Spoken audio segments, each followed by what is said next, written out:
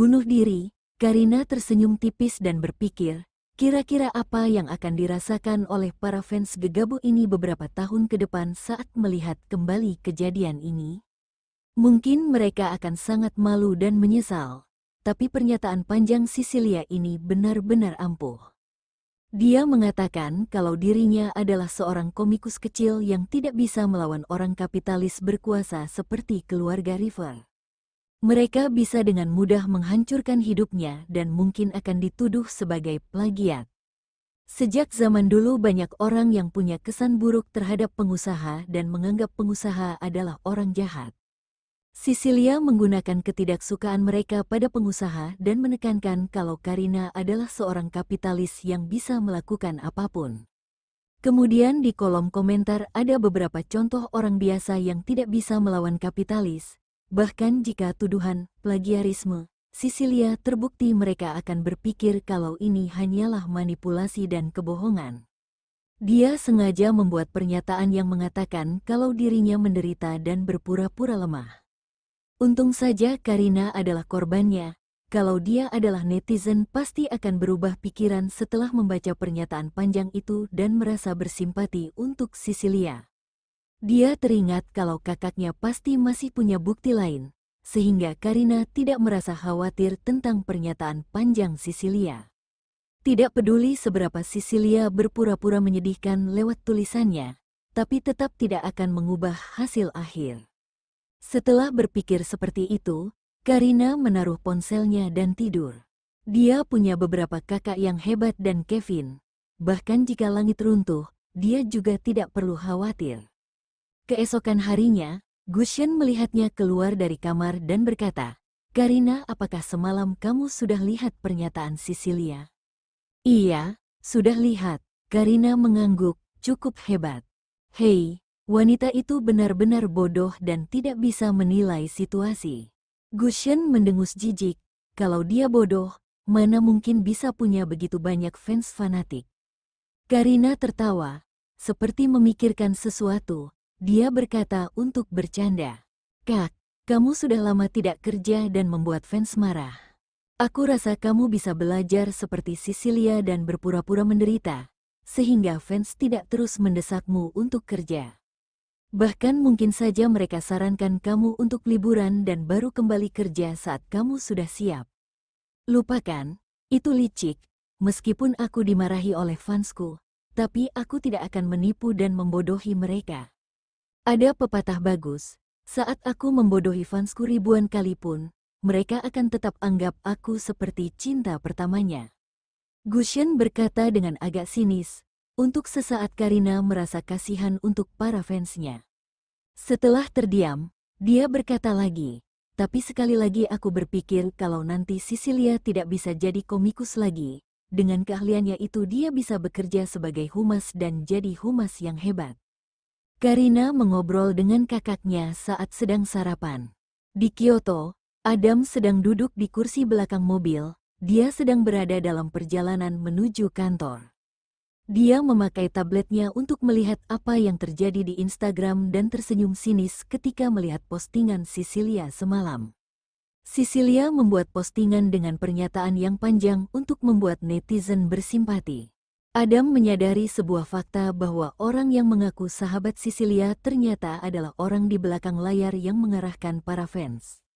Awalnya masalah ini hanya antara Sisilia dan Karina, tapi orang itu meminta fans untuk membantunya dan bahkan berkata kalau orang kapitalis seperti Adam akan sangat mudah menindas orang-orang biasa dan apakah polisi di negara R akan terus diam.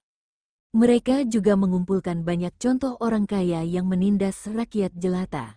Hal ini sengaja dilakukan untuk memancing emosi netizen dan mereka sudah tidak peduli lagi soal plagiarisme.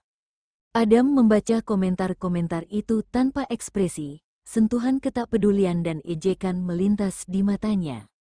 Wanita bodoh itu ternyata masih mencoba menggunakan kekuatan netizen untuk membantahnya.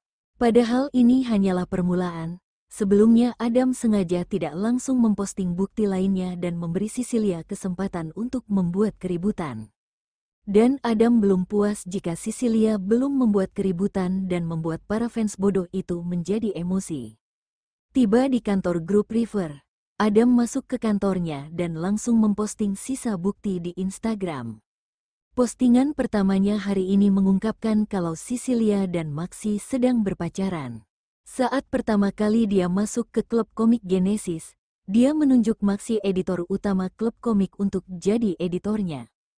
Pada saat itu Maxi adalah editor yang bertanggung jawab untuk Karina dan sudah jadi editor selama 2 atau 3 tahun.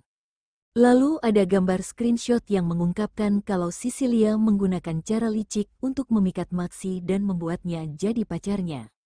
Setelah Sisilia merebut editor Karina yaitu Maxi, diam-diam dia juga banyak menyusahkan Karina dan menyingkirkan 2 atau 3 editor miliknya. Maxi juga menggunakan kekuatannya sebagai pimpinan redaksi komik untuk mengambil banyak promosi milik Karina dan memberikannya pada Sisilia. Meskipun sebenarnya karya Sisilia memang bagus, tapi setengah dari alasan dia bisa sukses dan terkenal adalah karena merebut kesempatan promosi Karina.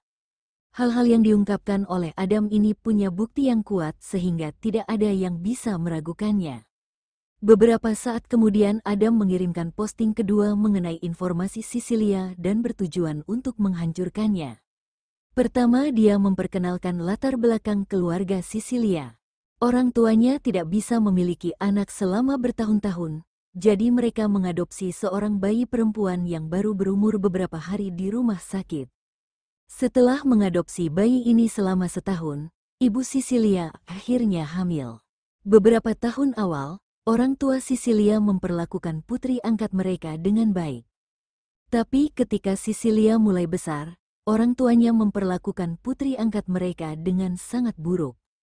Itu dimulai saat usia 6 atau 7 tahun, mereka meminta putri angkatnya untuk bantu pekerjaan rumah dan berkata kalau putri angkat mereka adalah kakak dan harus memanjakan adik perempuannya, sehingga dia harus lebih banyak melakukan banyak hal. Pada saat ini putri angkat itu tidak tahu kalau dia bukan anak kandung dan dengan patuh melakukan apa yang orang tuanya katakan. Karena pasangan itu punya anak, sehingga akhirnya niat awal dari mengadopsi gadis itu berubah dan memperlakukannya sebagai pembantu. Nilai putri angkatnya sangat bagus dan saat itu dia diterima di sekolah menengah atas kota. Tapi orang tua itu memaksa putri angkatnya untuk bekerja supaya bisa membiayai pendidikan adiknya Sisilia. Sejak Sisilia berada di SMP sampai lulus kuliah, biaya hidupnya dan keluarga mereka diberi oleh putri angkat. Dan selama itu akhirnya secara tidak sengaja putri angkatnya tahu kalau dia bukan anak kandung. Dia teringat bahwa sejak masih kecil, ketika melakukan kesalahan maka dia akan dipukul dan dimarahi. Selagi membiayai kuliah Sisilia, dia mencoba menabung dan bermaksud untuk meninggalkan keluarga ini. Dia suka menggambar dan sambil membiayai Sisilia, saat sedang bekerja dia diam-diam menyimpan sejumlah uang dan mendaftar kelas online untuk belajar menggambar. Sisilia adalah lulusan Akademi Seni Rupa dan setelah lulus dia menggambar beberapa komik singkat yang ditemukan oleh klub komik, kemudian mendatangi Sisilia untuk tanda tangan kontrak. Saat itu Sisilia cukup sadar diri dan tahu kalau dia belum bisa menggambar komik dengan begitu baik. Tapi syarat yang ditawarkan oleh klub komik untuk pendatang baru cukup menarik. Saat itulah Sisilia menemukan kalau kakak angkatnya punya bakat untuk menggambar dan menyembunyikan dari keluarganya. Lalu dia menandatangani kontrak dengan klub komik. Sisilia berpikir kalau seharusnya kakak angkatnya tidak merahasiakannya. Mungkin sekarang dia ingin menghasilkan uang secara diam-diam tanpa memberitahu mereka karena ingin kabur. Lalu Sisilia memberitahu ibunya tentang hal itu dan ibunya mendatangi putri angkatnya, memarahinya dan menuduh dia orang tidak tahu terima kasih. Padahal mereka sudah bekerja keras untuk membesarkannya tapi dia malah ingin kabur. Orang tua Sisilia bertengkar selama beberapa saat dan pada akhirnya putri angkatnya dipaksa untuk patuh pada mereka. Saat itu Sisilia melihat komik yang digambar oleh kakaknya dan berpikir kalau ceritanya sangat menarik untuk dibuat sebagai komik. Jadi dia mencari cara dan meminta kakak angkatnya untuk bantu menggambar dan bekerja sebagai ghostwriting. Pertama kakak angkatnya menolak, Namun, orang tuanya berkata kalau kakak angkatnya tidak mau membantu menggambar komik, maka mereka akan menikahinya dengan pria tua berusia 50-an sebagai balas budi untuk orang tua. Selain itu, Cecilia juga membujuk kakak angkatnya dan berkata bahwa kakaknya hanya perlu bantu menjadi ghostwriting selama 7 tahun dan setelah itu dia akan membebaskannya. Dan saat itu terjadi, kakak angkatnya tidak akan punya hubungan lagi dengan keluarga Cecilia, bahkan kakaknya juga menandatangani surat perjanjian. Itu artinya bahwa sejak Cecilia terjun ke dunia komik dan tanda tangan kontrak dengan perusahaan sebelumnya, dia tidak pernah menggambar satu komik pun. Semua komik digambar oleh kakak angkatnya yang berada di belakang layar. Cecilia hanya bertanggung jawab untuk menerima uang dan sama sekali tidak terlibat dalam pembuatan komik. Karya pertama Cecilia terkenal dan membuatnya jadi populer. Kemudian diajak untuk bergabung ke klub komik Genesis dengan harga tinggi. Pendapatan tahunan dari royalti terus bertambah, bahkan dia memberi gaji bulanan kepada sahabatnya untuk jadi pemimpin fans lebih 10 juta. Tapi Cecilia sangat kejam pada kakak angkatnya dan hanya memberinya gaji sebesar 5 atau 6 juta sebulan. Itu juga tidak termasuk biaya sewa kamar dan makan. Dia juga tidak mempekerjakan asisten komik untuk kakak angkutnya. Cecilia terkenal karena kemampuannya dalam dunia komik dan semua orang tahu kalau dia sangat berbakat. Satu kali ketika kakak angkatnya sakit dan mengalami demam tinggi sampai 40 derajat dan meminta cuti, tapi Cecilia tetap memaksanya untuk menggambar. Terkadang pembaca memberinya sejumlah uang yang banyak untuk memintanya membuat komik lebih cepat. Cecilia langsung menyetujuinya tanpa pernah berpikir apakah kakak angkatnya sanggup atau tidak. Dan kali ini mengenai masalah sampul komik, Cecilia menyuruh kakak angkatnya untuk menggambar dan dia juga mencuri sampul milik Karina. Postingan ini bertujuan untuk mengungkapkan bagaimana Cecilia dan keluarganya memperlakukan anak angkat dengan kasar dan mengenai Cecilia yang merebut pacar kakak angkatnya. Postingan pertama yang mengungkapkan fakta bahwa Cecilia dan Maxi adalah sepasang kekasih tidak membuat netizen terlalu terkejut. Sebelumnya Cecilia cukup sering pamer kemesraan di Instagram. Tapi postingan bukti kedua membuat semua netizen terkejut. Jika hal-hal yang diungkapkan oleh Adam memang benar, ini berarti Cecilia dan keluarganya sangat jahat, tidak punya perasaan dan bahkan lebih kejam daripada iblis. Dan jika Cecilia tidak terlibat dalam pembuatan komik, dia bukan hanya plagiat tapi juga merampas karya dan mimpi orang lain. Kemudian dia juga mengakui komik itu sebagai miliknya, sangat melakukan dan sangat jahat. Tidak banyak fans Cecilia yang berani berkomentar setelah melihat bukti ini. Lagi pula banyak orang menjadi fans Cecilia karena karyanya yang sangat bagus. Tapi jika komik itu bukan digambar oleh Cecilia, itu berarti mereka sudah mengidolakan orang yang salah. Banyak netizen yang memarahi Cecilia dan keluarganya, juga memanggil mereka iblis. Mereka juga merasa sangat kasihan karena putri angkat keluarga itu hidup dengan sangat menderita. Kalau kakak angkatnya bisa membaca komentar mereka, semoga dia bisa hidup bahagia dan menjauhi keluarga Cecilia. Ada juga yang bersedia menawarkan bantuan hukum. Ada juga beberapa orang yang berusaha untuk tidak gegabah, tetap diam dan melihat apa yang akan dikatakan oleh Cecilia. Di sisi lain, sejak Cecilia memposting pernyataan yang panjang, dia tidak hanya membuat situasi menjadi stabil bahkan membalikkan keadaan. Dia terus-menerus memperhatikan perkembangan di Instagram dan tidak lama dia melihat postingan Adam. Setelah membaca salah satu postingan yang mengungkapkan kalau Cecilia meminta kakak angkatnya menggambar komik untuknya dan keluarganya sudah menyiksa kakak angkatnya selama bertahun-tahun, dia mulai panik. Mengenai masalah pembuatan komik, bahkan Maxi saja tidak tahu tapi kenapa Adam bisa tahu? Cecilia berpikir sejenak dan punya firasat kalau kakak angkatnya pergi menemui Adam. Lalu dia langsung menelepon kakak angkatnya, teleponnya hanya berdering dan tidak dijawab. Cecilia mencoba menelepon selama beberapa kali tapi tetap tidak dijawab dan yakin kalau kakak angkatnya Susan memanfaatkan situasi ini untuk membalas dendam. Jadi Sisilia menelepon ibunya dan berkata dengan marah, "Ibu cepat bawa Susan Jalang itu pulang sekarang juga. Aku akan kembali sekarang dan membunuh Jalang itu." "Sisilia, apa yang terjadi? Apa yang Susan lakukan?" Ibu Sonia langsung bertanya. Nama asli Sisilia adalah Sonia Gozali. "Jangan banyak tanya dan cepat panggil Jalang itu untukku."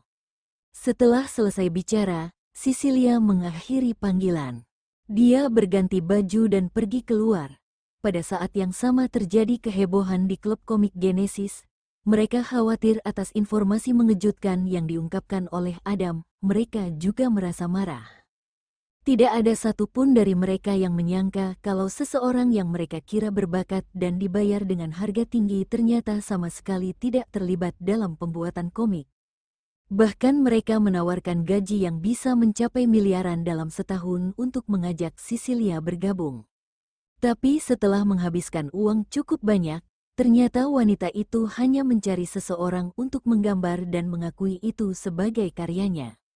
Moses meminta tolong pada Karina untuk menghubungi Adam, lalu dia bertanya pada Adam untuk mengonfirmasi apakah semua itu benar. Ini untuk memperjelas keadaan. Jika memang Sisilia mencari seseorang untuk menggambar untuknya, maka mereka akan menuntut Sisilia karena melanggar kontrak dan meminta kompensasi. Mereka juga akan membuatnya meminta maaf pada Karina di depan publik untuk memberikan keadilan padanya. Adam berkata dengan sederhana namun tegas, mereka bisa percaya kalau itu memang benar dan kalau tidak percaya pun, tidak masalah. Dia juga mengatakan hanya ingin membantu adik perempuannya dan kalau Moses ingin tahu apakah itu benar atau tidak, dia menyuruh Moses untuk mencari tahu sendiri agar bisa menuntut Sisilia atau semacamnya. Adam menyuruh klub komik Genesis mencari bukti sendiri dan dia tidak punya kewajiban untuk membantu mereka menyelesaikan masalah. Adam juga berkata bahwa sejak identitas Karina terungkap, dia bermaksud meminta Karina untuk mengakhiri kontrak dengan klub komik Genesis. Setelah itu dia akan mencari klub komik yang bisa diandalkan untuk Karina dan tidak akan menyusahkannya. Moses tidak menyangka kalau Adam akan meminta Karina memutuskan kontrak dengan klub komik dan membuatnya jadi agak panik. Lalu dia dengan cepat menjelaskan jabatannya di klub komik Genesis dan berjanji pada Adam bahwa akan menebus kesalahan kepada Karina. Tapi Adam tidak menerima. Dia berkata pada Moses, "Aku tahu kamu suka Karina, tapi sejak aku tahu kamu lebih mementingkan klub komik Genesis dan membuat adikku menderita, kamu tidak pantas untuk menyukainya lagi. Selain itu adikku sudah punya pacar, meskipun aku tidak terlalu suka dengannya. Tapi karena Karina cinta padanya dan aku tidak mau ada orang lain yang ganggu hubungan mereka." Pria itu memang sedikit dingin mengenai beberapa hal dan dia juga tahu kalau kamu suka Karina. Saat adikku punya pacar dan ada pria lain yang menyukainya, pasti akan ada masalah.